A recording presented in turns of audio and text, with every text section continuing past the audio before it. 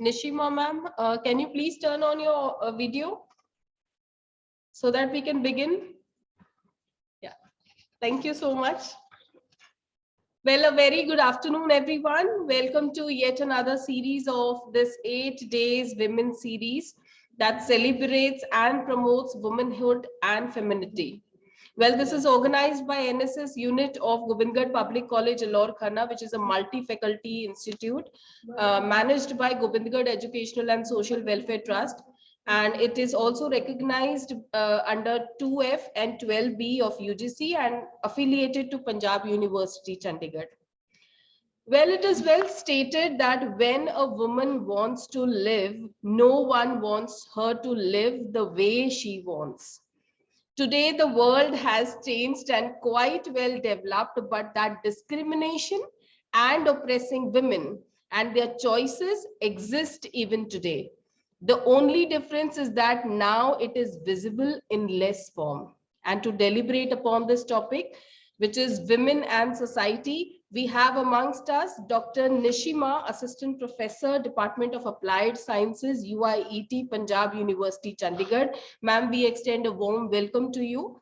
Well, I also extend a warm welcome to Madam Dr. Neena Seth Pajni ji, Principal, Govindgarh Public College, Alor Khanna, who is also the convener of this 8 days women series. I extend a warm welcome to all the distinguished faculty members and dear students. Well, to proceed further, we actually want to hear more about our resource person, and for the same, I request Madam Principal to give a formal introduction of our resource person. Over to you, ma'am. Thank you, Madam Rupinder. Good afternoon to all and welcome to all the participants and our resource person, Dr. Nishima ji. And thank you for sparing time. I know you are very busy scientist.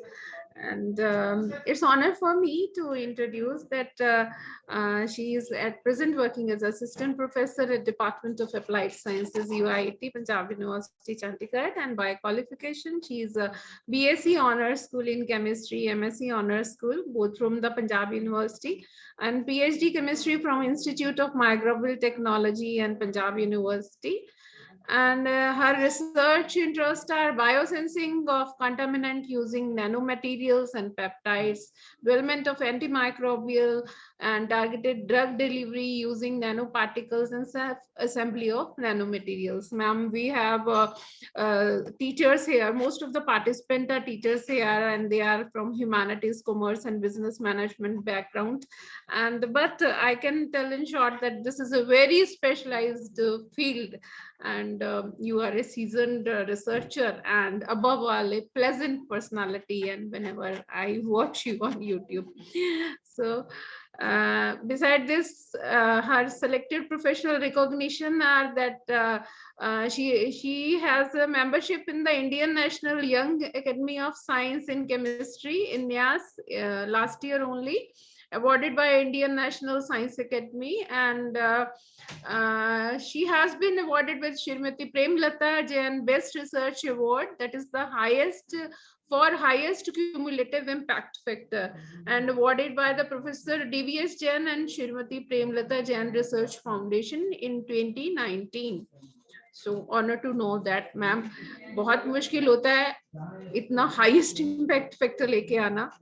आपको देख के बहुत encourage होंगी हमारी faculty. And best research award also in engineering science under PERS grant 2018, and Professor UC Pant Memorial Award in Chemistry awarded by Indian Chemical Society in 2013, and Best Publication Award by Professor DVS Jain Foundation, Punjab University in 2017. There is a long list of award, and it's great to know about that.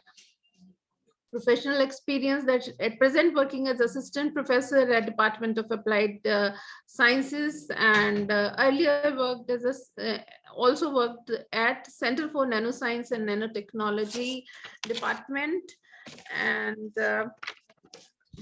she has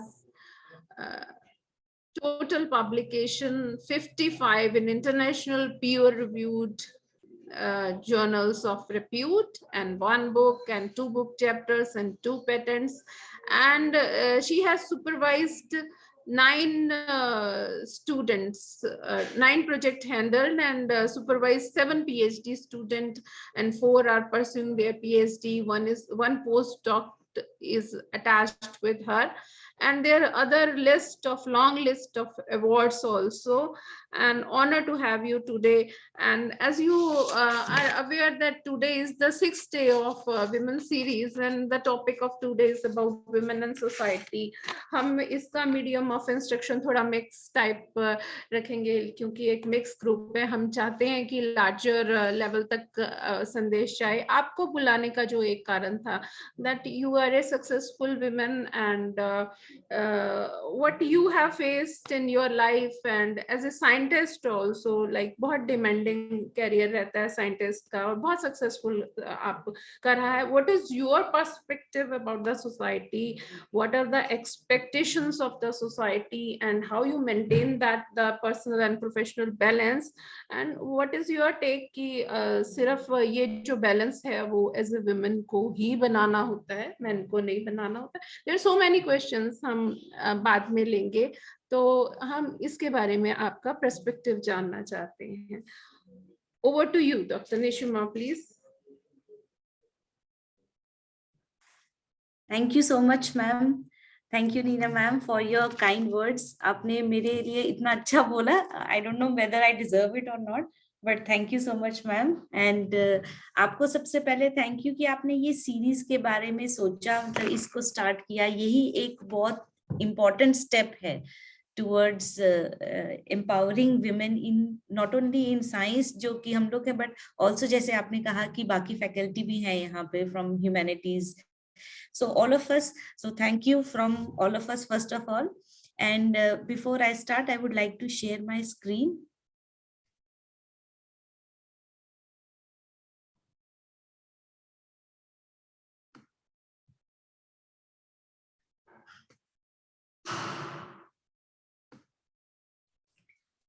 Okay, so coming straight to the talk that I have prepared for today. आज के लिए जो women and society का, जैसे कि ma'am ने मुझे suggest किया था to talk about women and society, तो इसका मैंने छोटा सा एक सब टॉपिक रखा है, scientific and societal challenges come opportunities for a women scientist.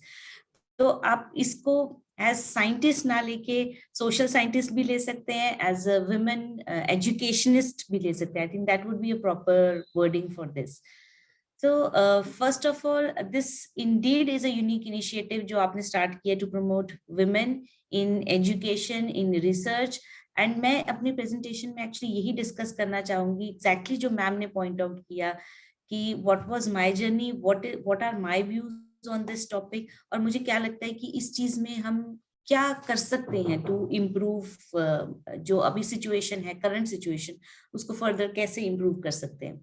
So हमने at university कुछ steps लिए हैं, जैसे कि for example मैडम को अच्छे से पता है, we are running a group called Women in Science at Punjab University. तो उस group में you are also invited, all of you, to please join. And आप उसमें से काफी कुछ देख सकते हैं. We have lot of women scientists from India जो कि उसमें हैं. मैं स्टार्ट करने से पहले अपनी प्रेजेंटेशन आपको ये एक पिक्चर दिखाना चाहूंगी. ये एक स्नैपशॉट है from a DBT report of celebrating Indian women in science. तो साइंस का मैं इसलिए ज्यादा बोल पा रही हूँ क्योंकि मैं साइंस की फील्ड में हूँ, सो आई थिंक मैं उसके बारे में ज्यादा अच्छे से बोल पाऊंगी. सो क्या स्लाइड शो हो जाएगा थोड़ा नीचे से?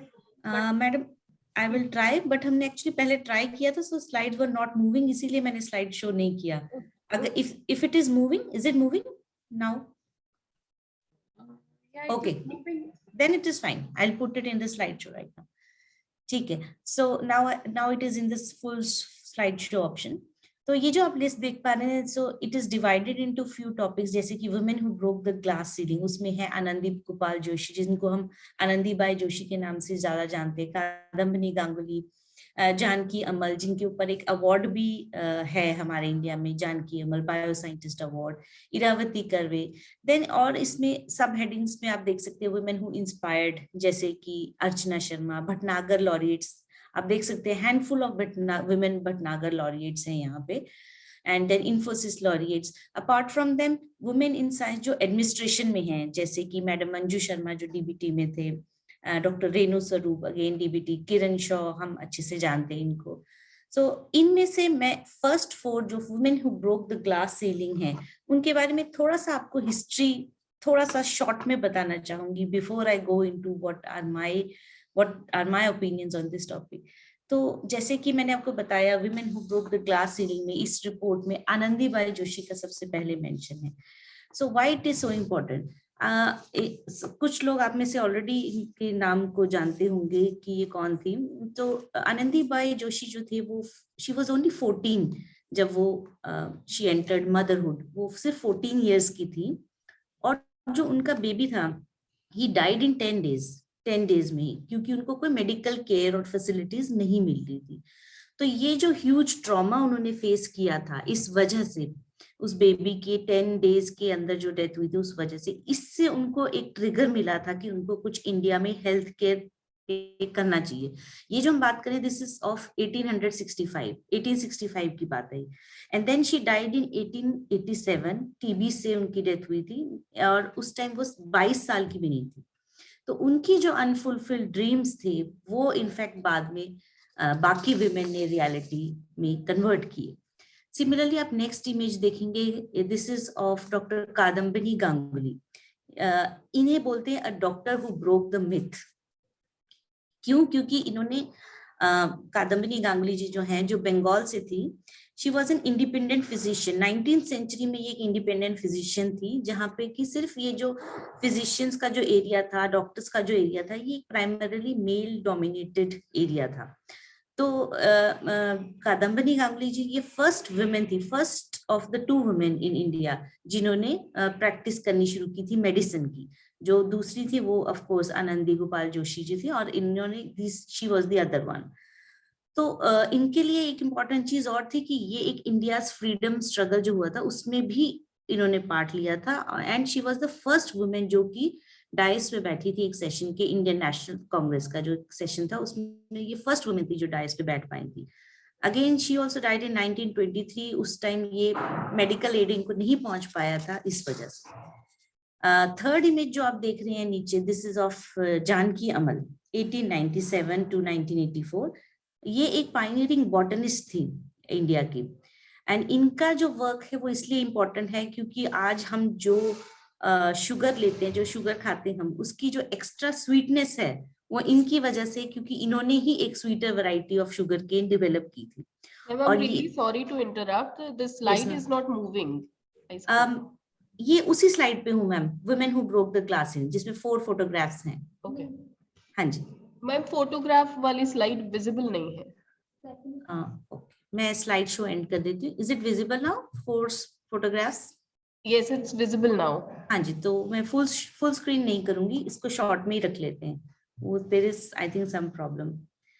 सो जो आप फोटो देख रहे हैं जानकी अमल जी की, थर्ड वाली, so she served as a botanist. ये एक बॉटनिस्ट थी, एंड इनको पद्मश्री मिला था 1977 में। शी गॉट अ पद्मश्री इन 1977। और लास्ट जो आप फोटो देख पा रहे हैं that is of Irawati Karve. Okay, and she was a stalwart in Indian sociology. अब आप सोच रहे होंगे कि मैं ये सब आपसे क्यों डिस्कस कर रही हूँ, why I'm discussing all this. तो I would like to focus on कि these are the women who broke the glass ceiling. But हमें ये डिस्कस करना पड़ रहा है. We have to talk about it. Why?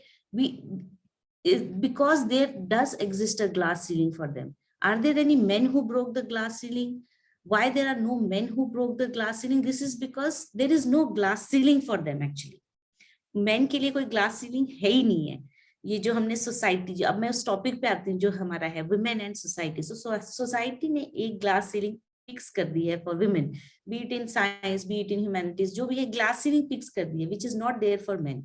So जो demarcations हैं, जो boundaries हैं, they are there for women and not for men. So this is the reason why हमें ऐसे कॉन्फ्रेंसेस, ऐसे सेमिनार्स अरेंज करने पड़ते हैं फॉर एम्पावरिंग वुमेन। सिमिलरली हमें मेन के लिए ऐसा कुछ नहीं करना पड़ता, for there are no special seminars for empowering main.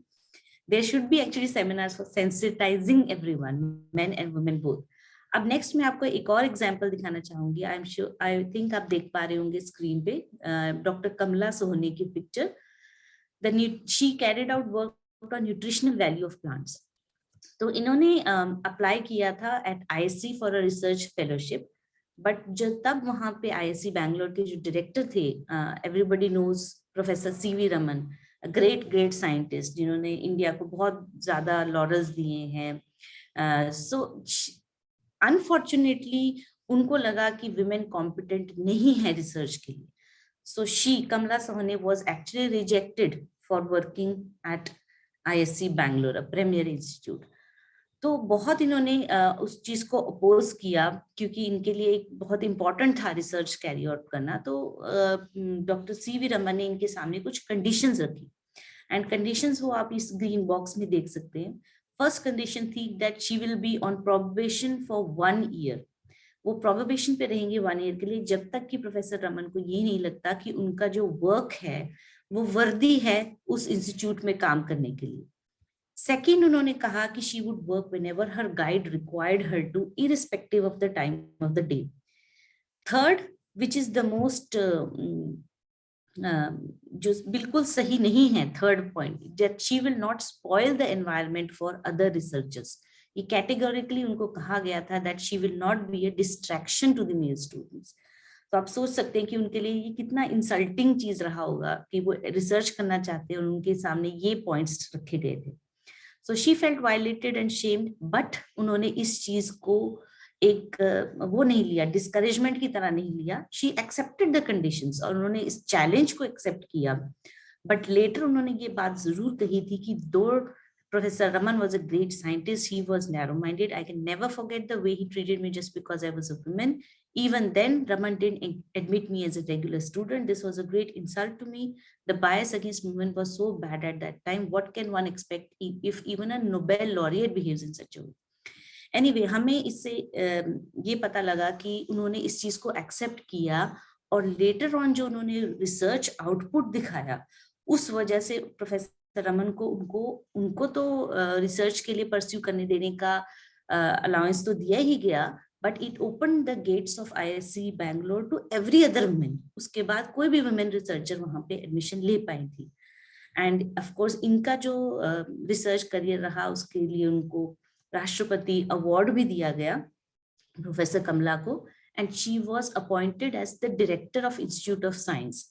Again, लेकिन ये पोजीशन उनको उनके ड्यू के 4 years बाद मिली, और रीजन वही था, the gender bias in the scientific community.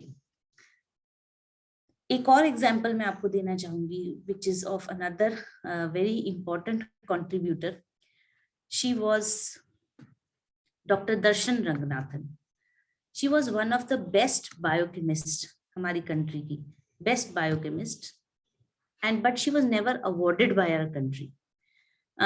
Doctor Darshan Ranganathan ने जब कोशिश की थी इंस्टीट्यूट ज्वाइन करने की, एक प्रीमियर IIT इंस्टीट्यूट, उनको फैकल्टी पोजीशन वहां नहीं दी गई थी. The reason being that her husband was already working there as a faculty.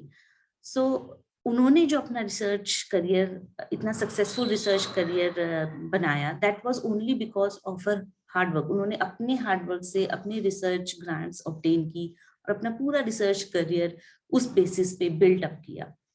तो इनफैक्ट उन्हीं के हस्बैंड के ये वर्ड्स हैं जिसमें उन्होंने कहा है कि she was a star for such a wonderful human being. The end should come so early and so painfully is indeed a cruel twist of destiny. This was because क्योंकि she died of cancer on the same day when she was born, 4 June. तो उनकी memory में biennial professor Darshan Ranganathan memorial lecture establish किया उन्हीं के husband ने, which is to be delivered by women scientist जिन्होंने की आउटस्टैंडिंग कॉन्ट्रीब्यूशंस दी हैं साइंस एंड टेक्नोलॉजी में. So this was another example from India. अभी मैं आपको एक और एग्जांपल देना चाहूंगी of professor doctor lease Meitner. उनको स्कूल नहीं जाने दिया गया और उन्हें नोबेल प्राइज भी नहीं मिला जिस चीज की उन्होंने डिस्कवरी की थी, और जिनको प्राइज मिला दैट वाज बोहर. बोहर ने बहुत ट्राई किया कि इंश्योर करे कि मिटनर को उनका डिस्कवरी का अवार्ड मिले. 1944 का जो नोबेल प्राइज इन केमिस्ट्री हुआ, बट उन्हें नहीं दिया गया। सो जो बायस है that is not only there in our country, हमारी कंट्री से बाहर एडवांस्ड कंट्रीज में भी ये बायस ऑलरेडी है, although it has decreased a lot, but it is still there. अगर हम स्टैटिस्टिक्स की बात करें तो हमें नोबेल प्राइज से बहुत इजीली अंडरस्टैंड कर सकते हैं कि there is a huge gender gap. अभी आप इसमें देख सकते हैं जो मेल के नंबर ऑफ नोबेल प्राइजेस हैं that is total of 876 and female की on the contrary is only 58। You can see physics, medicine, chemistry, literature, peace, economics, ये कंपैरिजन है बिटवीन जो women and men as Nobel Prize winners. So internationally, globally, almost the same problems everyone faces. यहाँ पे मैं आपको example देना चाहूंगी professor Rohini Godbole का। इनफैक्ट जो मैं आपको इनिशियली बता रही थी, we have a programme called women in science, जिसमें हम वेबिनार्स करवाते हैं from eminent scientist, women scientist, also from male scientist. So उसमें से एक जो 9th women in science event था, उसमें हमने प्रोफेसर रोहिणी गोडबोले को इन्वाइट किया था। शी इज अ पद्मश्री और ये एक पार्टिकल फिजिस्ट हैं जिन्होंने सर्न में बहुत इंपॉर्टेंट वर्क किया है, और ये she is also the chairperson, ये चेयरपर्सन है panel for women in science का, जो कि इंडियन एकेडमी ऑफ साइंसेस का एक इनिशिएटिव है। इन्होंने एक बुक भी ऑथर की है जिसे बोलते हैं लीलावतीज डॉटर्स। सो उसमें लीलावतीज डॉटर्स में इन्होंने बहुत सारे इंडियन विमेन साइंटिस्ट की पूरी जर्नी डिस्क्राइब की है, उनके बारे में बताया। सो इन्होंने एक बहुत इंपॉर्टेंट पॉइंट जो हमारे कॉन्वर्सेशन हुई थी उसमें बताया था दैट, इनफैक्ट मैंने ये आइटलिक्स में नीचे लिखा हुआ है, there exist invisible biases about what women can and cannot do, should and should not do. So इन्होंने बहुत अच्छे से एक्सप्लेन किया कि हमारे पास हमारे सोसाइटी में एक्चुअली इनविजिबल बायसेस हैं जो हम देख नहीं पा रहे, बट बायस है, और somehow हम उसे एक अनकॉन्शियस बायस भी कहते हैं। वो हमसे भी हो रहा है। जब हम किसी से बात करते हैं, अगर हमारे सामने एक मेल साइंटिस्ट है, एक फीमेल साइंटिस्ट है, तो the way we receive their statements, जिस तरह से हम उसको परसीव करते, रिसीव करते हैं, मोर ऑफन देन नॉट हम उसमें डिफरेंसेस जरूर नोट करते हैं। We often tend to give more importance to the men scientist statement in comparison to the women scientist. और ये मैंने अपने एक्सपीरियंस से भी देखा है, even though women scientist better achieve कर रहे हैं, but still we have that unconscious bias in our mind. Professor Gagandeep Kang है जो first women RSC में अपॉइंट हुई थी। So she said that, इन्होंने बताया कि एक women जो स्टैंड लेती हैं और किसी के लिए कुछ गलत भी नहीं कर रही, उसको प्रॉब्लमैटिक कभी कभी लेबल कर दिया जाता है, रूड लेबल कर दिया जाता है, और ट्रबलसम लेबल कर दिया जाता है। And this was coming from someone like Gagandeep Kang. She is the first Indian women scientist जो कि fellow of Royal Society induct की गई हैं। 359 years of history of Royal Society में she is the first Indian women scientist, and एक ऐसी statement उनकी तरफ से आ रही है। So this gives us a glimpse of the situation of women in India. Then professor Godbole ने फिर से एक बहुत अच्छा एग्जाम्पल दिया था, बड़ा स्टार्क एग्जाम्पल है, कि जब वो 10 साल के बाद इंडिया आए थे तो उन्होंने PhD इन फिजिक्स कंप्लीट की थी। तो किसी मेल कोलीग ने उनसे ये कहा कि कैजुअली कि I didn't realise you were so serious about research.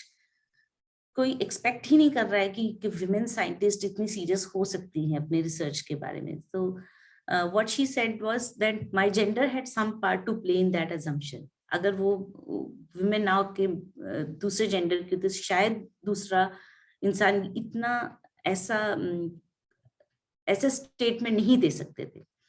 So his comment wasn't meant as a put down, but rather as a positive statement. तो इस चीज में जॉन सी विलियम्स ने एक 4 patterns of bias identify किए हैं। So what are these 4 patterns of bias? The first is prove it again. Women को society में they have to prove it again. Bar bar prove करना पड़ता है अपनी कॉम्पिटेंस को, अपनी जो थॉट्स को बार बार प्रूव करना पड़ता है। Second is that they have to walk on a tight rope. Tight rope पे चलने का मतलब है कि एक उनको एक मैस्कुलिन वे में बिहेव करना पड़ता है ताकि उनको एक कॉम्पिटेंट पर्सनालिटी परसीव किया जाए, but on the same hand they are expected to maintain their femininity. तो ये एक बड़ा ही डिलेमा हो जाता है टाइट रोप पे। Then there is a maternal wall. Maternal wall in fact हम सब ने ये फेस किया है चीज, जो भी वर्किंग मदर्स हैं, कि एक बायस होता है अगेंस्ट वुमेन विद चिल्ड्रन, कि जो वर्किंग वुमेन है, those who are with children, वो शायद इतना अच्छा कंट्रीब्यूट नहीं कर सकते बिकॉज उनका फोकस मे बी उनके वर्क से पार्ट फैमिली या किड्स पे भी ज्यादा है। सो ये एक बहुत ही रॉन्ग बायस है against working mothers. Then there is tug of war. Tug of war, तो in any case this is everywhere. In fact, अगर हम ये एक प्लॉट देखें तो इसमें हम देख सकते हैं 34%, ये एक सैंपल था by DBT again. So 34% completed their postdoc, 9% continued their postdoc, and 57% were with no postdoc. So a huge amount was there जिन्होंने postdoc studies की ही नहीं after doing their PhDs, because हम रियलाइज करते हैं कि PhD करने का टाइम और उसके साथ बाद में पोस्टडॉक का इट कोइंसाइड्स विद जो उनका फैमिली स्टार्ट करने का टाइम है, बिकॉज वी नो दैट हमारा जो करियर है और जो फैमिली है उसका ऑलमोस्ट सेम टाइम पे दोनों को मैनेज करना है। Sometimes it becomes extremely difficult specially for women. तो इसी तरह से हम साइंस में भी देख सकते हैं कि डिस्ट्रीब्यूशन ऑफ सैंपल्स कैसे है वर्किंग वुमेन इन साइंस का। इसमें मैं ज्यादा नहीं जाऊंगी बिकॉज हमारी ऑडियंस यहाँ पे साइंस से नहीं है, so I will probably skip this slide, but I would focus on this one. ये एक आर्टिकल है from Nature journal, one of the best journals Nature, और उसमें एक ये आर्टिकल था how mothers get penalised in the scientific race. तो इसमें सोसाइटी और वर्किंग मदर्स का जो इंटर रिलेशनशिप है वो बहुत अच्छे से बताया गया है। इनफैक्ट आप इस फिगर को, अगर ये फर्स्ट कार्टून को ध्यान से देखें तो यू कैन अंडरस्टैंड कि इसमें क्या दिखाया गया है कि जो men scientist, he is running, he is completely running, उस देयर आर नो ऑब्स्टेकल, कोई ऑब्स्टेकल नहीं है उसके रास्ते में। और पीछे ये जो माइक्रोस्कोप वगैरह ये साइंस के लिए दिखाए गए हैं, ये मैटरनल वॉल दिखाई गई है, ये बेबी प्रैम दिखाया गया। तो वर्किंग मदर्स के लिए कितना मुश्किल है व्हेन दे आर, सो हमेशा एक जजमेंट है, एक मैटरनल वॉल बायस है कि अगर वर्किंग मदर वर्क पे फोकस कर रही है तो she is neglecting her children, और वो अगर फैमिली पे फोकस करी तो probably she is neglecting her work. तो जो कि कभी भी एक मेन एजुकेशनिस्ट या मेन साइंटिस्ट के लिए ये टैग नहीं दिया जाता। सो पेरेंटिंग पेनल्टीज हैं कुछ जो साइंटिस्ट मदर्स या एजुकेशनिस्ट मदर्स को फेस करनी पड़ती हैं। तो ये जो ट्रांजिशन है PhD करने के बाद फैकल्टी पोजीशन पे आने के लिए, ये तभी स्टार्ट होता है जब ऑलमोस्ट सेम टाइम पे जब फैमिलीज बिल्ड करने का टाइम होता है। तो क्या है कि मेनी अर्ली करियर रिसर्चर्स, जो विमेन अर्ली करियर रिसर्चर्स है, उनके जो क्रूशल और लाइफ ऑल्टरिंग डिसीजंस होते हैं वो फिर बेस हो जाते हैं कि इंस्टीट्यूट की पॉलिसी क्या है, एटीट्यूड्स क्या है अराउंड पेरेंटहुड। इनफैक्ट एक मदर्स इन साइंस के नाम से वर्चुअल कॉन्फ्रेंस भी हुई थी जिसमें कि 46 नेशंस ने पार्टिसिपेट किया था। उसमें ये बताया गया कि जो मदर्स हैं, वर्किंग मदर्स हैं, they face discrimination, drops in productivity and inequities in wages and promotion, जिससे कि वो ड्रॉप आउट कर जाते हैं फ्रॉम देयर वर्क प्लेस। तो इस कॉन्फ्रेंस में कोविड-19 पैंडेमिक का भी डिस्कशन हुआ था कि कोविड-19 पैंडेमिक से क्या इफेक्ट हुआ है वर्किंग वुमेन पे, और क्या प्रैक्टिसेस और पॉलिसीज हम ला सकते हैं अपनी इंस्टीट्यूशंस में जिससे कि बैलेंस हो सके हमारा रिसर्च, हमारा वर्क एंड मदरहुड।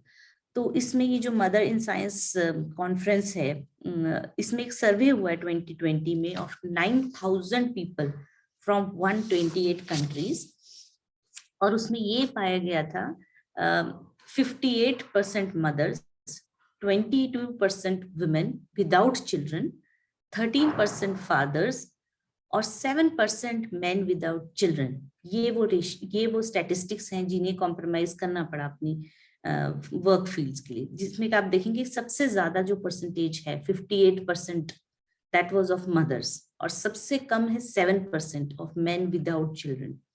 तो more than 1/3 हो गए, 34% of mothers जो full time careers में थी, साइंस में, टेक्नोलॉजी में, इंजीनियरिंग में, they had to leave their positions. जब उनका फर्स्ट चाइल्ड हुआ उसके बाद they had to leave their positions. जिस काम के लिए वो इन्होंने इतनी मेहनत की उसको भी छोड़ना पड़ रहा है because of their decision of starting a family.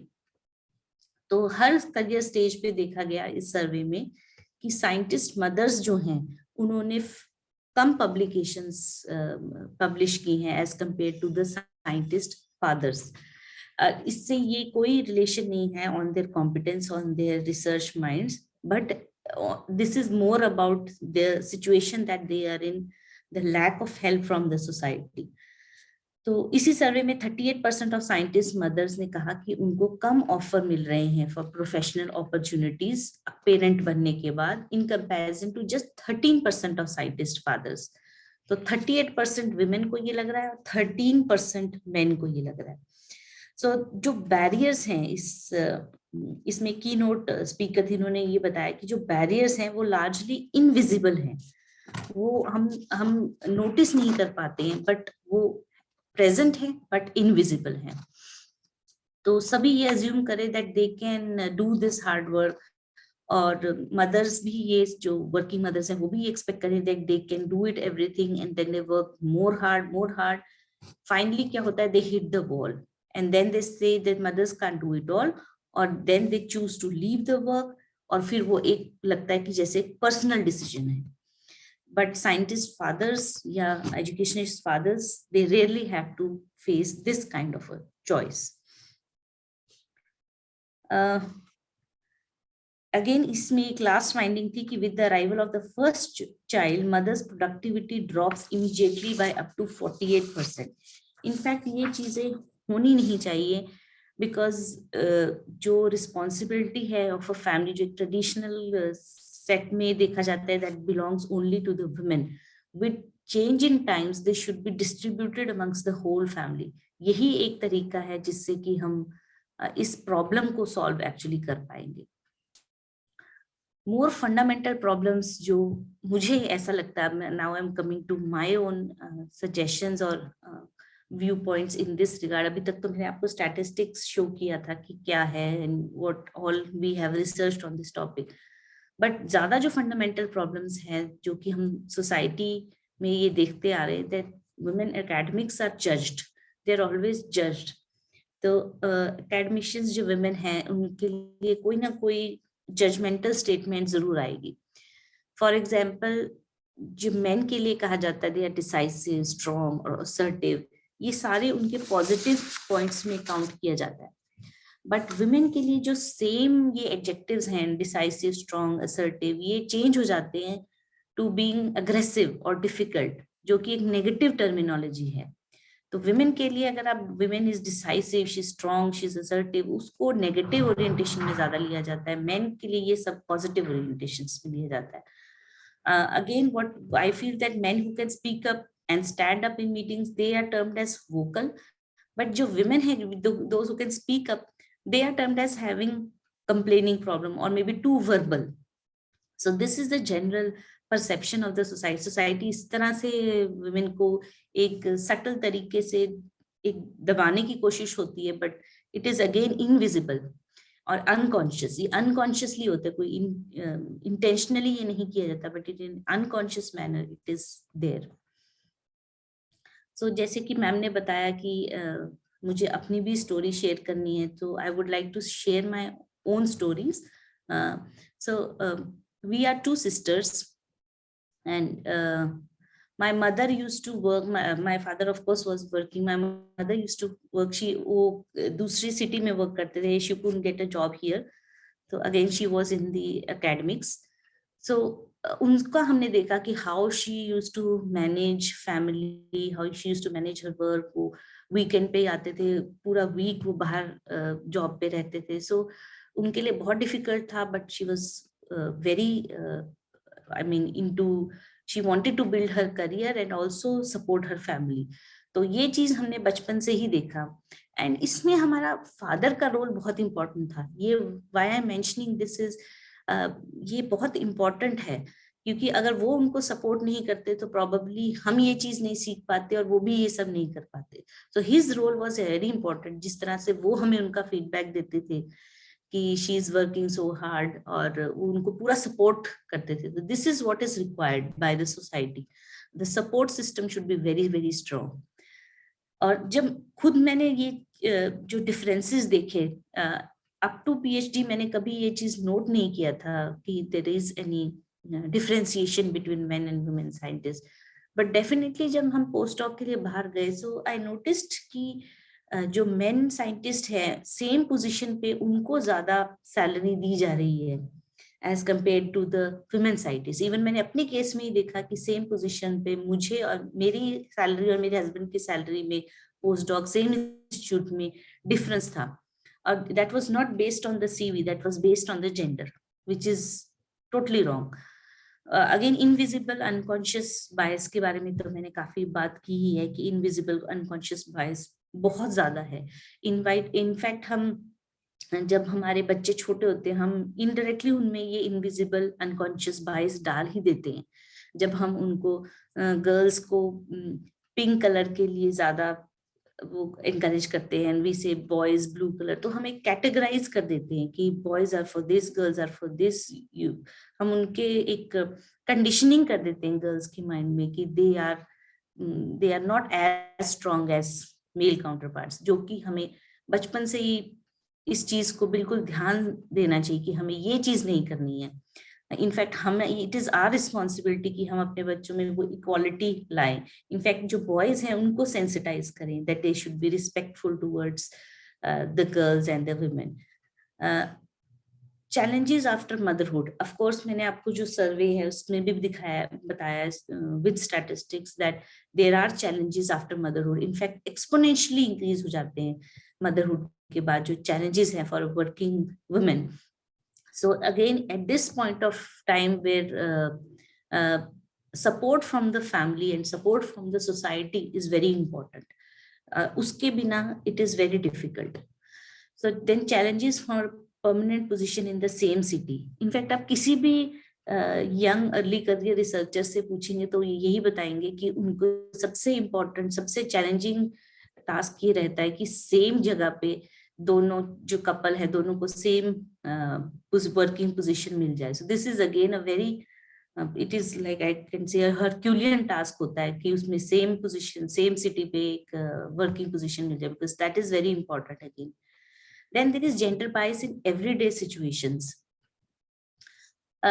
building a lab, developing a scientific research in a male dominated engineering institution। ये मैं एग्जांपल एक्चुअली ये देना चाहूंगी कि जब मुझे इस इंस्टीट्यूट में ज्वाइन करना था जहाँ पे मैंने अभी फाइनली ज्वाइन किया है, तो when I was selected here मुझे कुछ ऐसे फीडबैक्स मिल रहे थे कि you are joining an engineering institution, this will be end of your research career.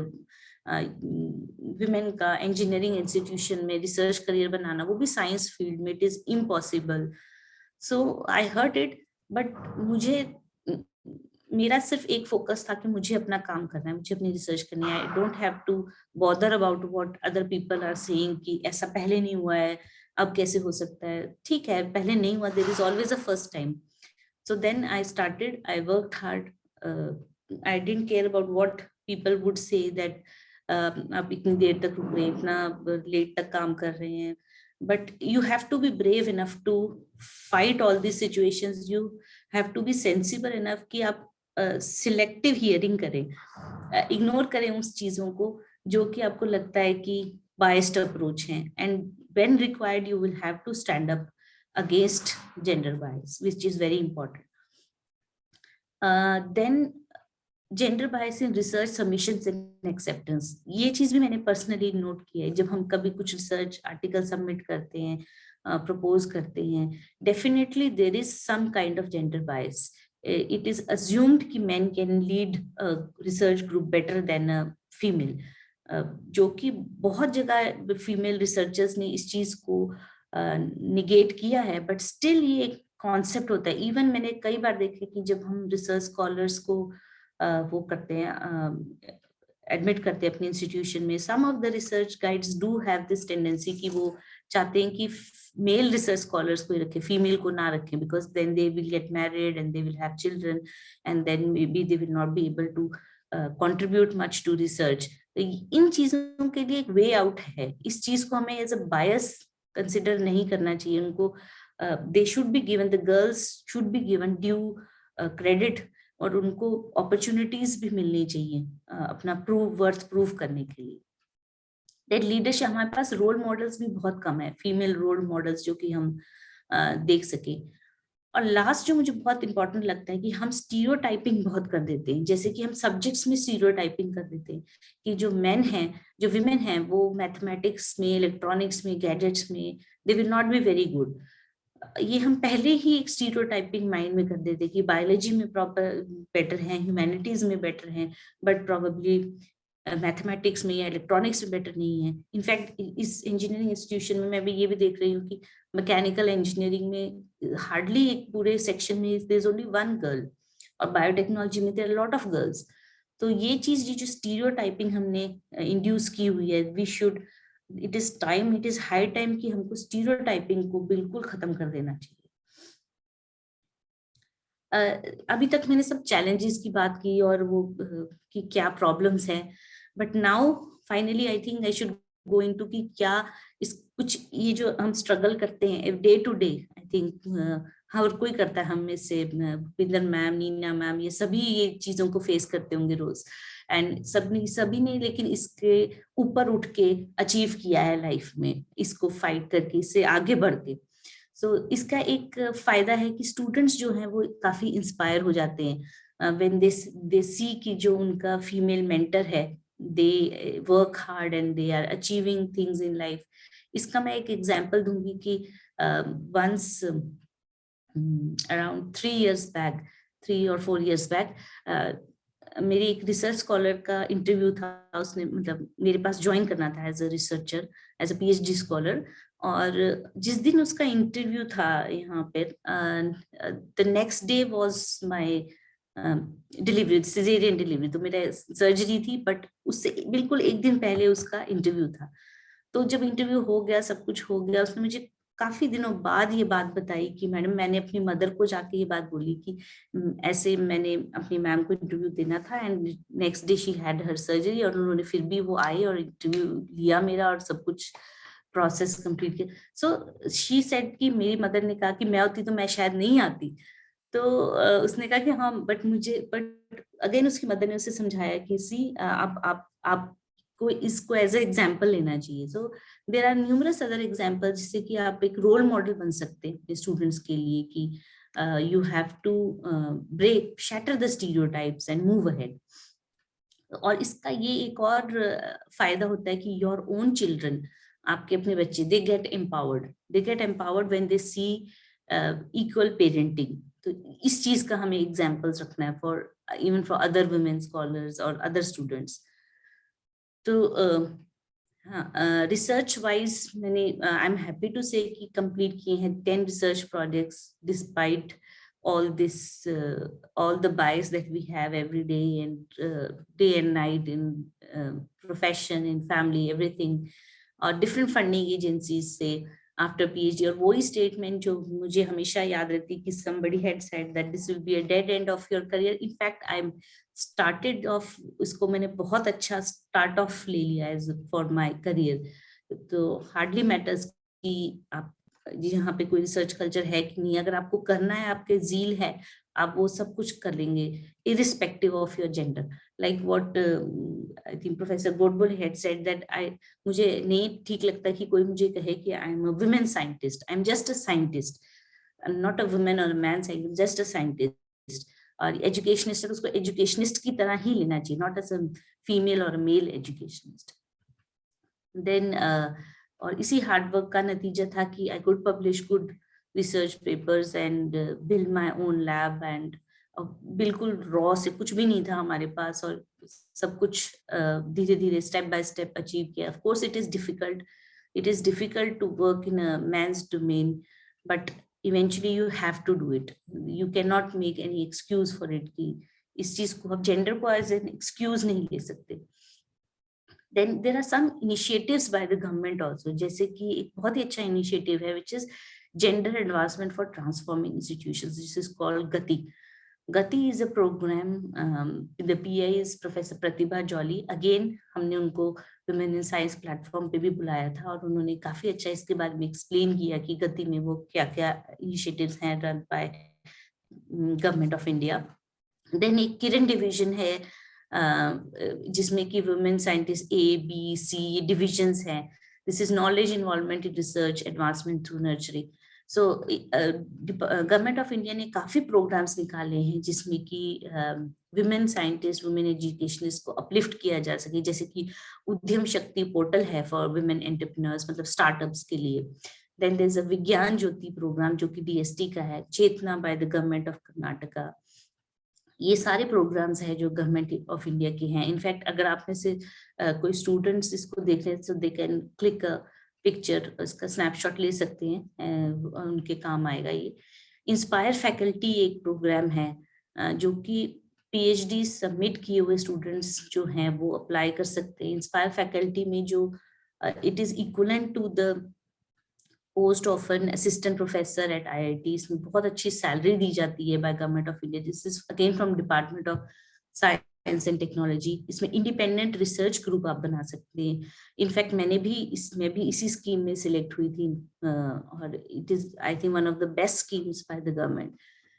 Post doctoral fellowships हैं by SCRB like NPDF, CSI Nehru scheme. तो ये सब गवर्नमेंट ऑफ इंडिया की फंडिंग्स और स्कीम्स हैं.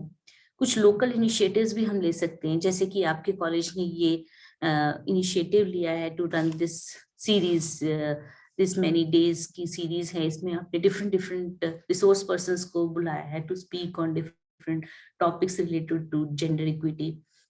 इसी तरह से हमने ये वुमेन इन साइंस का इनिशिएटिव शुरू किया है एट पंजाब यूनिवर्सिटी, जिसमें कि और भी इंस्टीट्यूशंस इन्वॉल्व हैं.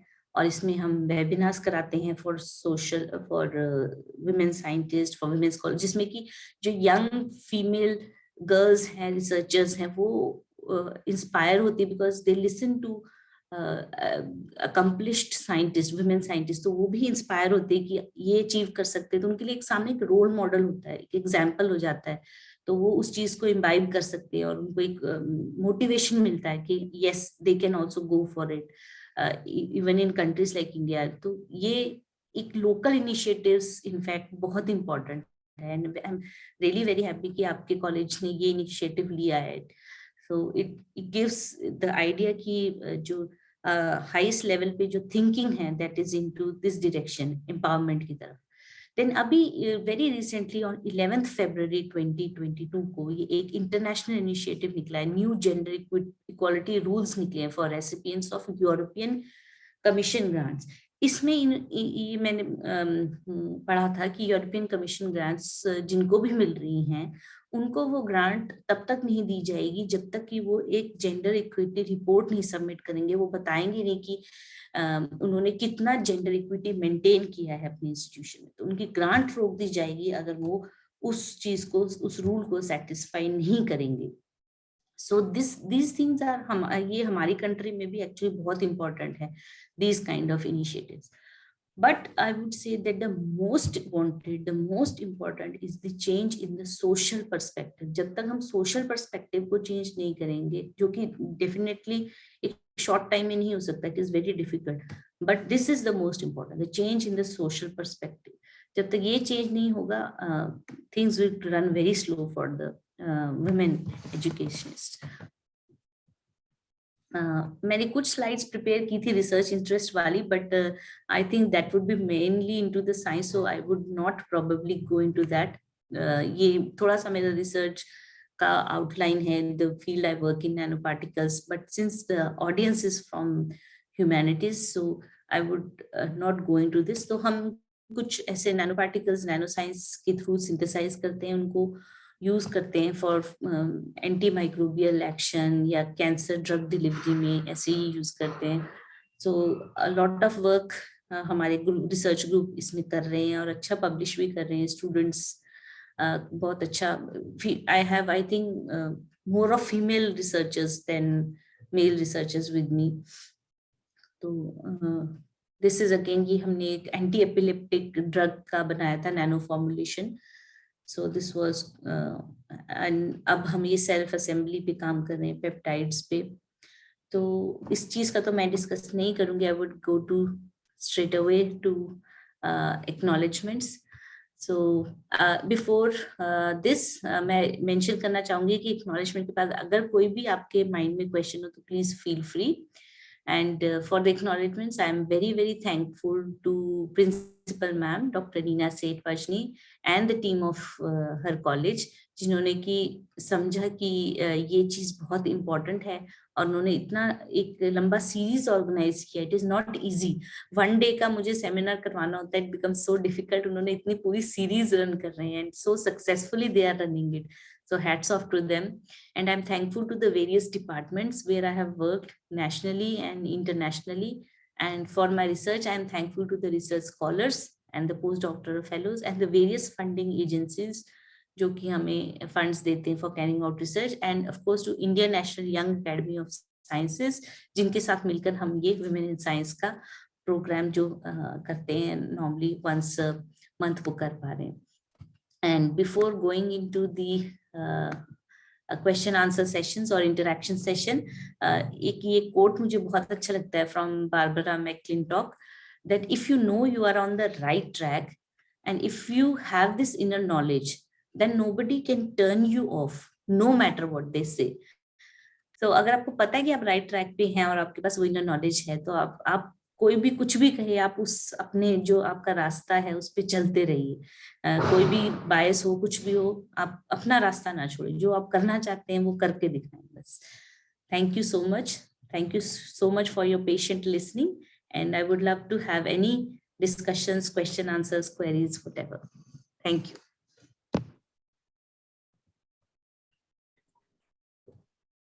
Is there any query? Ma'am, let me just check the chat box. Okay, if anybody would like to have queries, they can put it in the chat box, or they can always unmute themselves and respond. But at the same time, till the other people think over, ma'am, Yes. I have a question. Yes, please, ma'am. I do have a question. Ma'am, I have learned a lot about, in past 2-3 years, I have learned about this breaking of glass ceiling, especially when it comes out to be women. Women at in the past, we can say ki women never got the chance to speak. They never got this platform to showcase their talent or opportunities. They were not given anything. But in the present time, when they are given, there are many number of opportunities available for them and everything. Do you think, don't you think this kind of stereotyping of women is quite overhyped? And at the same time, don't you think women herself don't want to come out of the cocoon? What is your take on that? Yes, absolutely. There are both sides of the coin. I totally agree. There are both sides of the coin. Yes, there are. First of all, I would like to mention that lack of awareness is still there. बहुत सारी females हैं जिन्हें पता ही नहीं है कि क्या क्या अपॉर्चुनिटीज अभी भी हैं. So first scenario is this. उनके लिए तो हम जैसे विलेजेस से हैं या from remote areas, they still don't know कि क्या क्या इनिशिएटिव्स हैं, क्या अपॉर्चुनिटीज हैं. They are totally unaware of that. Second, yes, there are exceptions. वो females में भी होती है, वो males में भी हैं who do not want to come out of their cocoon. Yes, there are. But at the same time, there is ये जो I won't say this is really overhyped. I think it is time कि यहाँ पे इस चीज को एक voice मिल रही है. पहले इस चीज को एक voice ही नहीं मिल रही थी, अब इस चीज को एक voice मिल रही है. And इसमें जो आप ने कहा, इसमें मैं एक और चीज ऐड करना चाहूंगी कि which I missed in my presentation was that women supporting women. Sometimes we find कि जो women है वो वही एक road block बन जाती है for other women. Sometimes I have also personally noticed that. So वो चीज तो सबसे disappointing है. In fact, as women, we should support other women और उनको आइडेंटिफाई करना चाहिए, because we all have been through the same sort of obstacles, चाहे किसी भी फील्ड में हो, बट जर्नी हमारी मोर और लेस सबकी सेम ही होती है. So instead of being an obstacle, we should rather be a supporter. This is probably what I have to say on this. मैं भी यहाँ पे कुछ ऐड करना चाहती हूँ कि मोस्ट ऑफ द टाइम जो ये ग्लास सीलिंग है वो अनकॉन्शियसली खुद ही हमारे दिमाग में बनी होती है विमेन के, may be due to the family circumstances and societal circumstances, और जो भी जहाँ भी हम खुद ही एक बना के रखते हैं और उसमें से बाहर नहीं आना चाहते. जरूरी नहीं होता कि हमेशा ही हमें कोई रोक रहा होता है, और कहीं ना कहीं ये प्रेशर भी होता है कि अगर मैंने ये कदम उठाया है तो मुझे सक्सेसफुल होके दिखाना है, क्योंकि वो तभी एक रोल मॉडल बन पाती है और वो लोगों को गलत कर पाती है कि हाँ ठीक है कि मैंने ये अगर कदम उठाया था तो मैं इसमें सक्सेसफुल हुई हूँ. इसके अलावा भी एक चीज आती है कि जो एक पैरेलल ग्लास सीलिंग के टर्म चलती है, ग्लास एस्केलेटर, जैसे कि आप बात कर रहे थे, वो ही मतलब कि सैलरी इश्यूज को लेके, जैसे काफी जो जॉब्स हैं जैसे टीचिंग एंड नर्सिंग में पहले फीमेल्स ज्यादा आती थी तो मेल ज्यादा आने लग गए, तो उसमें भी उन्हें बहुत ज्यादा प्रमोशन के चांसेस नर्सिंग में होने लग गए हैं. ये काफी कुछ दिनों पहले हुई थी. और हमारे यहाँ क्या है, मैं आपको एक बेस्ट प्रैक्टिस जब जेंडर की बात कर रहे थे शेयर करना चाहती हूँ. जब यूजीसी की रेगुलेशन तो बहुत बाद में आई है, हमारे यहाँ काफी 7-8 ईयर से हम जेंडर चैंपियंस बनाते हैं कॉलेज में स्टूडेंट्स को, और उनका पूरे थ्रू आउट ईयर एक्टिविटी कराते हैं. मेल और फीमेल दोनों को हम जेंडर चैंपियन का देते हैं, जस्ट लाइक प्रोजेक्ट वर्क ही रहता है ह्यूमैनिटीज में से, और कॉमर्स एंड बिजनेस और बीसीए वगैरह के स्टूडेंट्स ही वो होते हैं. और इसके अलावा भी मतलब कि मैं कहना चाहूंगी कि हमारी जो मैनेजमेंट है ट्रस्ट 3 इंस्टीट्यूट रन करती है. सबसे पहले उन्होंने 12 इयर्स बैक मेरे पे ट्राई किया था कि कोएड एजुकेशन में एक प्रिंसिपल को हम फीमेल लेके आते हैं. I was young at that time और अपोजिशन काफी थी ट्रस्ट में भी, पर उन्होंने मुझे चुना, और शायद मेरा एग्जाम्पल देखने के बाद अब उनके तीनों ही इंस्टीट्यूट में फीमेल हैं जो की पोजीशन पे हैं. और काफी हद तक मैंने भी उन्हें मनाया कि जब मेरी यहाँ पे ज्वाइनिंग हुई तो मोस्ट ऑफ अगर 30 फैकल्टी थी, तो अल्दो मैं ऐसा फेमिनिस्ट वाला कोई दावा नहीं करती, मैं सबके साथ इस तरह से कुछ नहीं करना, क्योंकि मेरे यहाँ मेल भी हैं और वो मैं उनके साथ कोई बायस नहीं रहना चाहती होती. पर एक ही फीमेल थी जो रेगुलर थी, और यही कहा जाता था कि सक्सेसफुल अगर आप उसे चलाना चाहते हैं, बहुत से काम होते हैं फीमेल्स नहीं कर सकती, तो रेगुलर पोजीशन पे फीमेल्स को नहीं रखा जाता था. तो अब मेरी फैकल्टी भी गवाह है कि इक्वल से ज्यादा ही रेशो है फीमेल्स की. और हमारे यहाँ जैसे अगर डीन है और जो भी की पोजीशंस हैं, इवन क्लास इंचार्जेस हैं, उसमें भी एक मेल एक फीमेल रहता ही रहता है. तो ये कोशिश होती है. तो ये जो होता है, ये ऐसा कुछ नहीं कि ये मैंने किया और बहुत ही ऐसा ग्रेट काम किया, ऐसा नहीं था. ये जो है एक दूसरे लोगों के लिए भी एक एग्जाम्पल सेट होता है, टीचर्स के लिए भी होता है, स्टूडेंट्स के लिए भी होता है. इवन स्टूडेंट जो क्लास रिप्रेजेंटेटिव है उसमें भी एक मेल एक फीमेल रिप्रेजेंटेटिव रहता है, जबकि हमारे यहाँ 50% से भी कम फीमेल्स हैं कोएड कॉलेज में. एक रूरल कॉलेज है, सेमी अर्बन एरिया में है, पर ये एक हमें सेट करना पड़ता है. और ये ठीक है कि की पोजीशन पे काफी कम फीमेल्स आती हैं, और कहीं ना कहीं ये रहता है कि उन्हें खुद रहता है कि क्या हम सक्सेसफुल रन कर पाएंगे ऑर्गेनाइजेशन को या नहीं कर पाएंगे. और बहुत अच्छा लेक्चर था आपका. और मैडम रुपिंदर कुछ पूछना चाह रही थी, तो उसके बाद हम बात करते हैं. Ma'am, I have one more question. Yes. The question is, everybody, every one of us on maybe on board also and otherwise also, we all are carrying our individual identity, right? But at the same time, when it comes to, going ahead with voicing out our choices, or, going out to have our own choices, and, project our own opinions, society, आपको क्या लगता है, society क्या वो hurdle बन के खड़ी है, या सोसाइटी के साथ जाना सही है? I don't know, because I'm completely an individualistic person, and I believe if I have an opinion, I should come out and just raise my opinion. What's your take on that? Of course, that has nothing to do with your gender. अगर आपको अपना voice करना है, अपना opinion, so whether you are a male or a female, it does not matter. Your opinion is your opinion, and you should voice it. And of course, it is your individual personality.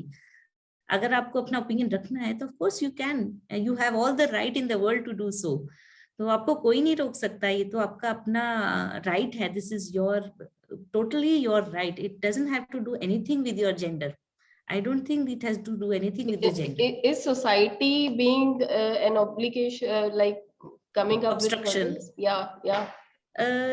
Yes, in some way it does, and it's some way I think Neena ma'am ने बहुत अच्छा explain किया. It is also there in our own minds also.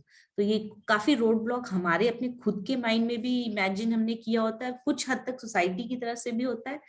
But then जो मैंने last coat आपको दिखाया था, I think that is for you. Just forget what others have to say for it. So just go ahead with whatever you feel like. जो भी आपके अपना अपने लिए सोचा हुआ है, जस्ट गो फॉर इट.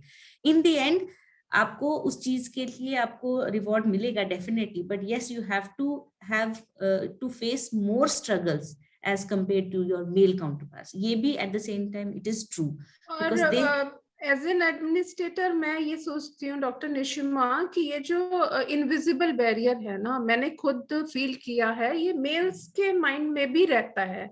ऐसा कुछ नहीं कि फीमेल्स के भी रहता है. और जो एक बार एम्पावर हो गई, जो घर से बाहर आ गई और जॉब करने लग गई, और उसके बाद वो इक्वल रहता है कि मेल हो फीमेल हो, जो आप एक्सप्रेस करना चाहते हैं वो मेल के माइंड में भी वो बैरियर रहता है, फीमेल के भी रहता है एज पर सर्कमस्टांसेस. तो उसमें ये ऐसा कुछ नहीं सोचना चाहिए कि बीइंग हम फीमेल हैं हमें ज्यादा एडवांटेज मिलनी चाहिए. तो कुछ जगह तो मेरा ये मानना है. जी, that is what I was saying. It is irrespective of gender. जो आपका ओपिनियन है वो आपका ओपिनियन है, उसमें तो जेंडर का कुछ नहीं है. हाँ जी. Yes, ma'am. Okay. Do we have any other queries?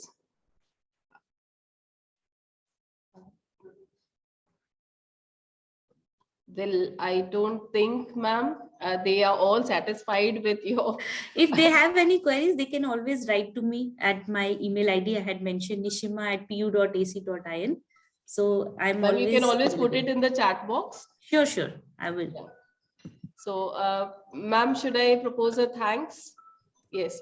Thank you, ma'am. It was really wonderful having you on board, and at the same time, we extol the time you have taken out from your busy schedule, and deliberated and discussed on this very valuable topic, which is actually needed, at this point of time. And I would really ask all the all the females, and at the same time I would be very gender unbiased at the same time call upon everyone to come out of your sleep of slumber, and just do what you want to.